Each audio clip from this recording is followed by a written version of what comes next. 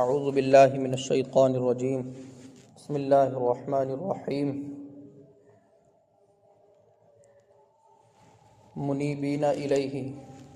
واتقوہ واقیموا الصلاة ولا تکونوا من المشرکین من الذین فرقوا دینہم وکانوا شیعا کل حزب بما لدیہم فرحون۔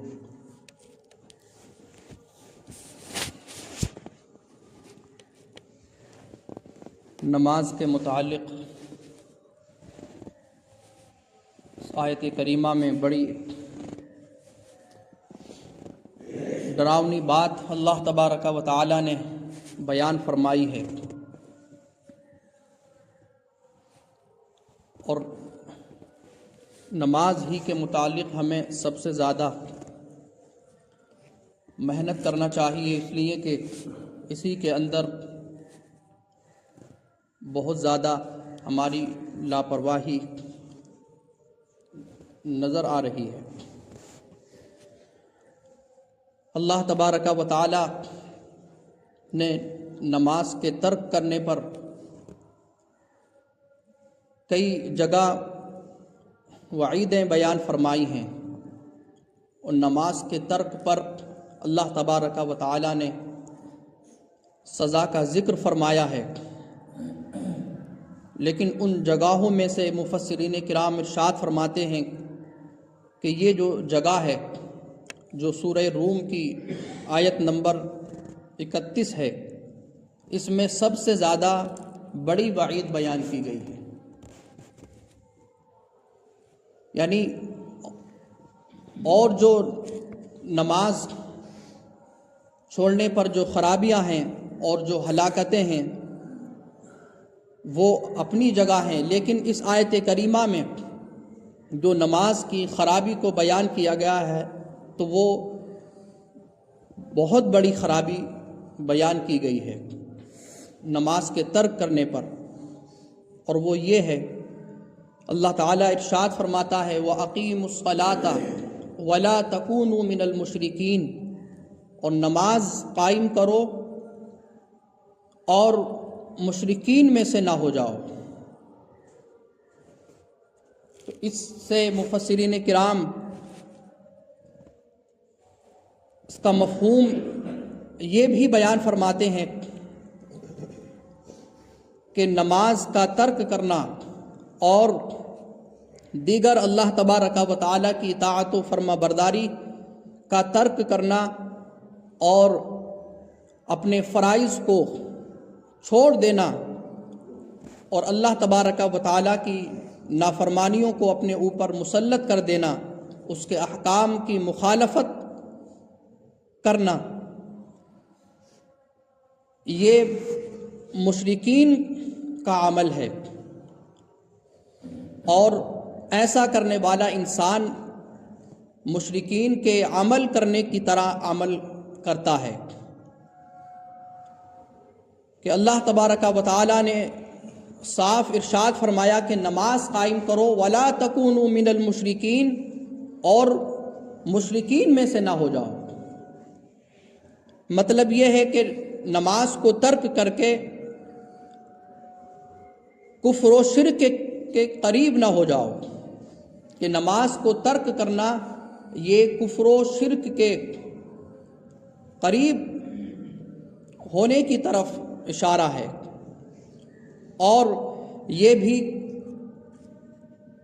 کفر کی طرف بڑھنے کا ایک سبب ہے،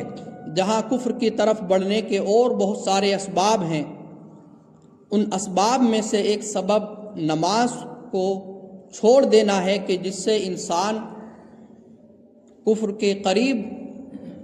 تک پہنچ جاتا ہے۔ تو یہ بہت بڑی وعید ہے ہمارے لیے کہ اللہ تبارک و تعالی اس کی اتنی بڑی خرابی بیان فرما رہا ہے نماز کے ترک کرنے کی۔ نبی پاک صلی اللہ تعالی علیہ وسلم نے ارشاد فرمایا کہ ایک مومن کے درمیان اور ایک کافر و مشرک کے درمیان جو فاصلہ ہے اور جو فرق کرنے والی چیز ہے اور جو ان دونوں کے درمیان فرق کرنے والی عادت اور عمل ہے وہ نماز کا چھوڑنا ہے۔ بین الرجل و بین الکافر والمشرک ترک الصلاۃ، یہ نبی پاک صلی اللہ تعالی علیہ وسلم نے ارشاد فرمایا۔ تو اس حدیث پاک سے بھی بڑی سخت وعید سمجھ میں آتی ہے کہ نماز کے ترک سے انسان کفر و شرک کے قریب پہنچ جاتا ہے، اور یہ کفر و شرک کے وادی کے دہانے پر ایسا انسان کھڑا ہوتا ہے، اور جب وہ کسی کے دہانے پر کھڑا ہو اور کنارے پر کھڑا ہو تو اس میں اس کا واقع ہونا یہ بڑا ممکن ہوتا ہے، اور اس پھر وادی اور گھڑے سے بچ جانا کہ جس کے گھڑے پر جس وادی کے کنارے پر وہ کھڑا ہو یہ بڑا مشکل ہوتا ہے۔ تو اس آیت کریمہ سے اور اس حدیث پاک سے ہمیں سب سے زیادہ نماز کی طرف توجہ دینا چاہیے، اور نماز کے ترک پر جو یہ وعید اللہ تبارک و تعالی نے سنائی ہے اس وعید کو ہمیں ہمیشہ مد نظر رکھنا چاہیے کہ اللہ تبارک و تعالی نے ارشاد فرمایا کہ وَأَقِیمُوا الصَّلَاةَ وَلَا تَكُونُوا مِنَ الْمُشْرِکِینَ، کہ نماز قائم کرو اور مشرکین میں سے نہ ہو جاؤ۔ اور اللہ تبارک و تعالی نے دوسرے مقامات پر ارشاد فرمایا کہ جہنم کے عذاب کا جو سبب ہوگا، جہاں اور بہت سارے اسباب ہیں اور بہت سارے عمل ہیں کہ جن عمل کی وجہ سے انسان کو جہنم کا عذاب چکھنا پڑے گا، وہیں پر ایک عمل نماز کا ترک کرنا بھی ہے۔ سورہ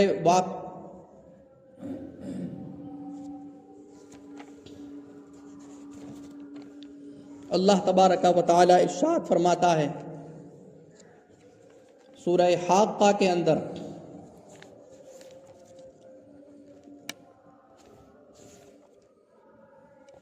سورہ حاقہ جو کہ 29ویں پارے کی سورہ مبارکہ ہے، ما سلککم فی سقر قالوا لم نک من المصلین ولم نک نطعم المسکین وَكُنَّا نَخُوضُ مَعَ الْخَائِضِينَ،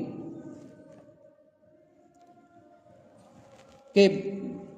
جنت والے جہنم والوں سے پوچھ رہے ہوں گے کہ ما سلککم فی سقر، کہ تم کو جہنم میں کس چیز نے لا کر کے کھڑا کر دیا، کس سبب سے تم آج جہنم میں نظر آ رہے ہو۔ قالوا لم نک من المصلین، تو وہ کہیں گے کہ ہم نماز پڑھنے والوں میں سے نہیں تھے۔ تو اللہ تبارک و تعالی نے اس میں بھی نماز کے ترک کرنے کو جہنم میں جانے کا سبب بیان فرمایا، اور دوسری چیز یہ ارشاد فرمائی گئی کہ وَلَمْ نَكُ نُطْعِمُ الْمِسْكِينَ، کہ ہم مسکینوں کو کھانا نہیں کھلاتے تھے۔ وَكُنَّا نَخُوضُ مَعَ الْخَائِضِينَ، اور ہم بیہودہ باتیں کرنے والوں کے ساتھ بیہودہ باتیں کرتے رہتے تھے۔ حتی اتانا الیقین، یہاں تک کہ ہمیں موت آ گئی۔ اور سورہ قیامہ کے اندر اللہ تبارک و تعالی نے ارشاد فرمایا کہ الی ربک یومئذ المساق، کہ قیامت کا دن وہ دن ہوگا کہ اس دن تمہارے رب ہی کی طرف چلنا ہے۔ فلا صدق ولا صلی ولکن کذب وتولی، اور یہ جو عذاب اس کو دیا جا رہا ہے تو اس لیے کہ نہ اس نے سچ جانا، ولا صلی، اور نہ اس نے نماز ادا کی، ولیکن کذب وتولی، لیکن اس نے تکذیب کی اور جھٹلایا، وتولی، اور اس نے نبی پاک صلی اللہ تعالی علیہ وسلم کے حکم سے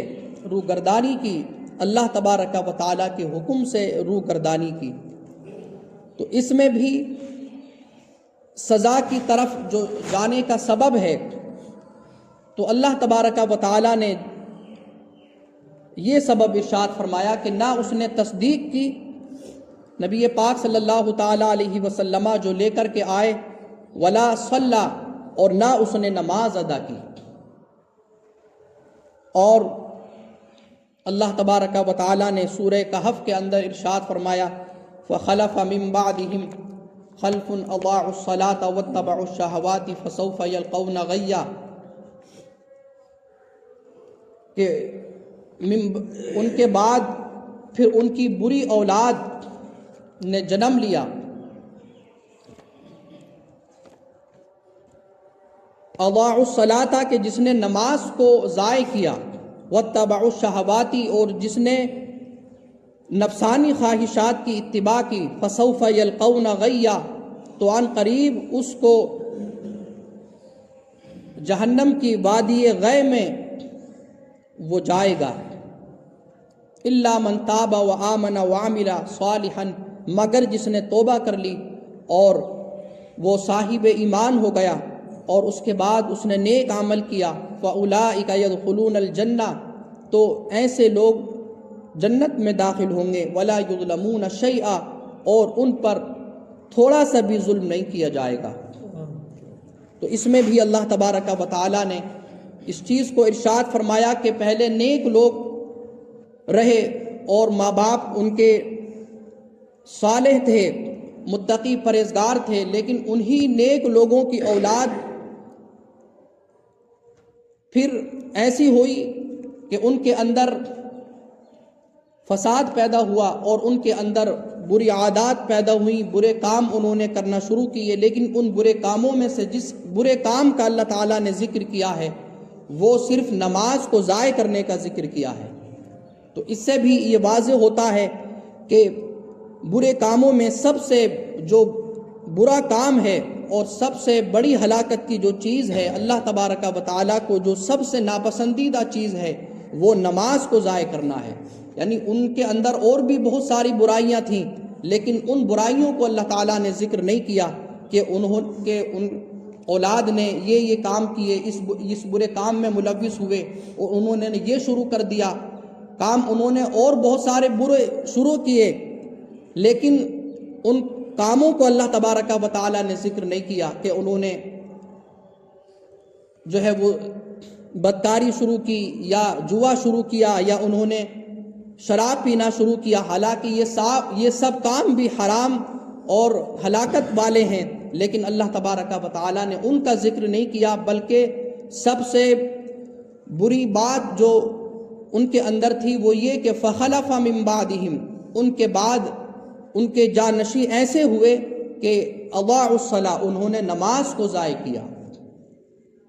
واتبعوا الشہوات، اور انہوں نے نفسانی خواہشات کی اتباع کی۔ تو بہرحال ہمیں ان آیات کریمہ سے یہ سبق حاصل کرنا ہے کہ ہم نماز کو ان کے وقتوں پر اور ہر نماز کو اس کے وقت پر ادا کرنے کی کوشش کریں، اور اس کام میں بالکل بھی لاپرواہی نہ کریں، اور حتی الامکان ہم یہ کوشش کریں کہ ہم سے کوئی نماز قضا نہ ہو، اور اگر کسی عذر کی وجہ سے قضا ہو جائے تو ہم فوراً اس کو ادا کرنے کی کوشش کریں، اس لیے کہ یہ کوئی صغیرہ گناہ نہیں یا یہ کوئی مکروہ نہیں، بلکہ یہ مکروہ سے بڑا اور صغیرہ گناہ سے بڑا گناہ ہے، یعنی کبیرہ گناہ ہے، اور مکروہ نہیں بلکہ حرام ہے۔ ہمیں ہر حرام سے بچنے کی کوشش کرنا چاہیے، اور سب سے زیادہ نماز کا ترک کرنا جو حرام ہے ہمیں اس سے بچنے کی کوشش کرنا چاہیے، اور یہ ایسا حرام ہے کہ اللہ تبارک و تعالیٰ نے اس کو مشرکین کا عمل بتایا کہ یہ نماز کا ترک کرنا یہ مشرکین کا عمل ہے، اور نماز کا ترک کرنے والا یہ کفر و شرک کے قریب ہو جاتا ہے۔ تو ایسے عمل سے کہ جو کفر و شرک کے قریب لے جانے والا ہو ہمیں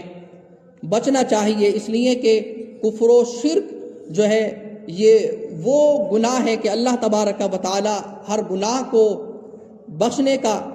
اس نے اگر توبہ کی جائے تو بخشنے کا وعدہ فرمایا ہے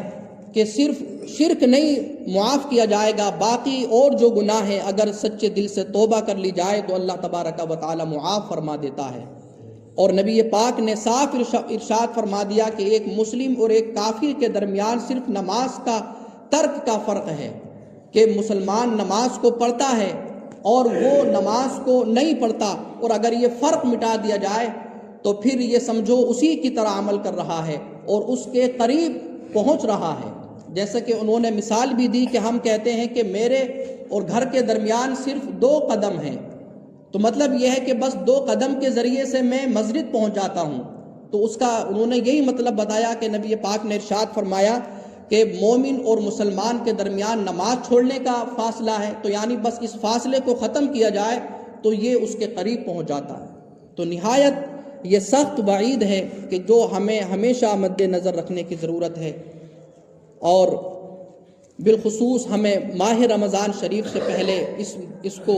اور زیادہ اپنے ہم مد نظر رکھیں تاکہ یہ ہمیں تیاری کی طرف بھی لے جائے۔ اللہ تبارک و تعالی ہمیں اور آپ کو اس پر عمل کی توفیق عطا